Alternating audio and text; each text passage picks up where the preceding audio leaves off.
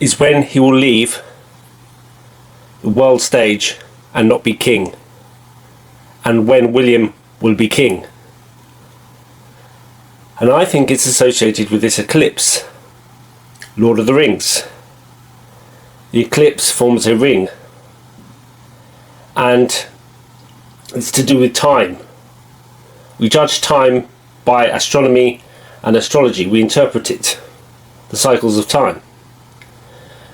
And what I think is that this is some kind of huge plan, and this is being brought about by a huge psyop created by Dassom and Freemasonry to create this narrative.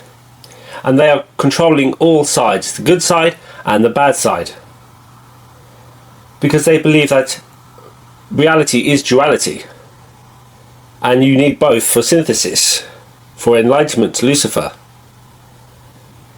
And it's all connected to William, as he was born when the sun was most high, and he was born in an eclipse.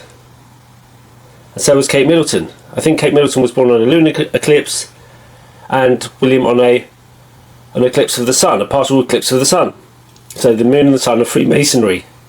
Then you get synthesis. The eclipse is a symbol of synthesis. Alchemy.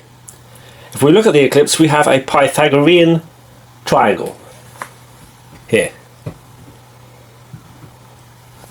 This relates, I believe, to William, and it is explained in this documentary called Riddles in Stone, and I advise you to watch it, because it says that the Pythagorean triangle is a symbol of Osiris, Isis and Horus, and William is Horus. Diana was Isis,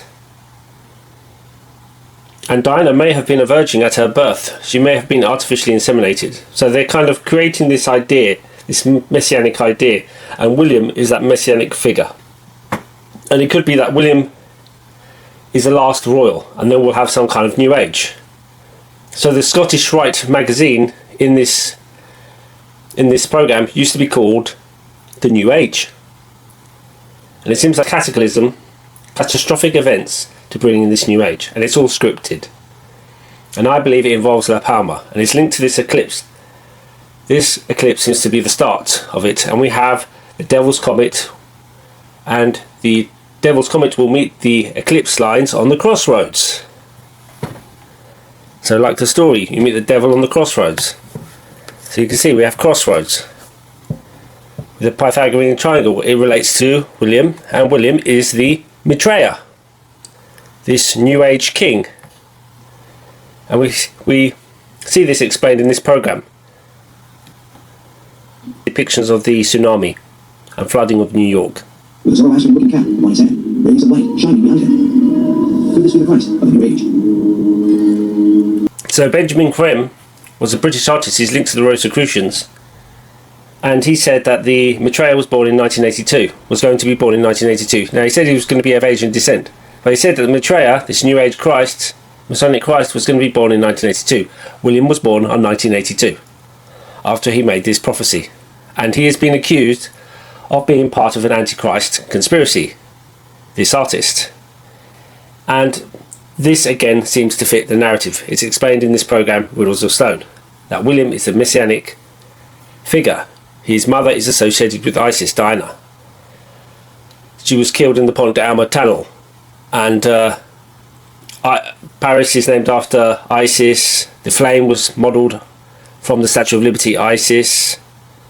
The Spencer family is related to the Washingtons. You have the Washington Monument, which is connected to Isis. All of Diana's memorials are connected to Isis. And this is all about William and when he will be king, and it's symbolic of the eclipse, and this is when we'll have the events, and it's all about that country in the Middle East, and YouTube and most of the media are controlled by Dassom, and they are controlling the narrative, and they bring you shills to try and convince you that this is the end of the world. This is not the end of the world. They are behind both sides. Okay, and they use shills like Jacob Israel. Jacob Israel is a Dassom shill. So is Donut Factory. Anybody associated with them are shills. And Jacob Israel is associated with Russian vids, who I exposed on this channel, who's disappeared.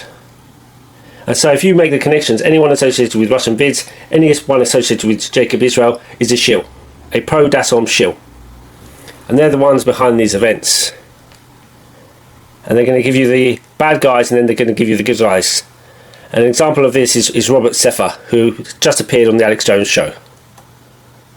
Has been careless and inaccurate to do so, as most members of any given faith are unaware of the occult rituals, which in many cases have been publicly denounced by the religious leaders long ago and forced to go underground. Running load up with speakers, all sorts of different fields. Also has books on Skype, Chase Divers, So Sefer just appears on Alex Jones's Masonic Infowars on X with the Masonic logo, and he says, "Oh, you can't blame one set of people. There's this evil side, but there's this good side." This is balderdash. They control both sides, and they are selling you a script, a fantasy. And Sefer lied about his DNA ancestry, even though all his program is based on DNA ancestry. Now, my channel got banned, my previous channel, and I said nothing compared to Robert Sefer. And I can't even make comments now on other people's videos on YouTube, just simple comments, because this channel is so censored. And it's connected to this guy, Jacob Israel, who is another shill, and he's connected to Russian vids. And this is exposed in this video, which defends him. Jacob Israel is not a shill, but it proves he is a shill. And if you type Jacob Israel is a shill, this video defending him will come up at the top of the order. Encourage everybody else to be independent thinkers. I love talking. I don't agree on everything. Just like other friends of mine, Russian vids and other people, we may disagree vehemently on some things. But there we go, Russian vids, connection with Jacob Israel. The guy says he knows them both for ages. Here's Jacob Israel defending the actions of that country who just killed an Iranian commander. I wanted to see, like the scriptures say that we can, call, like God can call those things that are not as if they are. Well, then why can't I pray, Lord, bring down someone who's corrupt today? I wanted to put it out there just to see. And so I wrote, I said, this is a test to see if we can actively reshape this world with faith and make it better. I pray God shows his hand, as I'm tired of seeing such hopelessness. But I want to bring to your attention the second line. A powerful figure who hurt and made the lives of millions miserable will fall. It's time for a change of the guard. I don't know why I wrote change of the guard. I just felt like it's time for change, And then someone sends me this. Basically, the Brigadier General, the guy who's in charge of the Revolutionary Guard, has been killed. So there's Jacob shilling, and in this bit he seems to not be able to decide what religion he is, and calls for one universal religion. And he states that the Bible is a novel just like his own book, and both books are divinely inspired by God.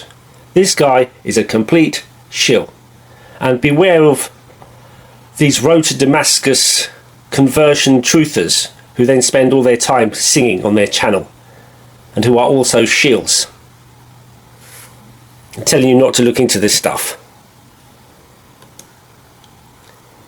So they're hyping up the stuff because in America they've got the National Guard out, emergency alerts, and it's all to do with this build up with the eclipse.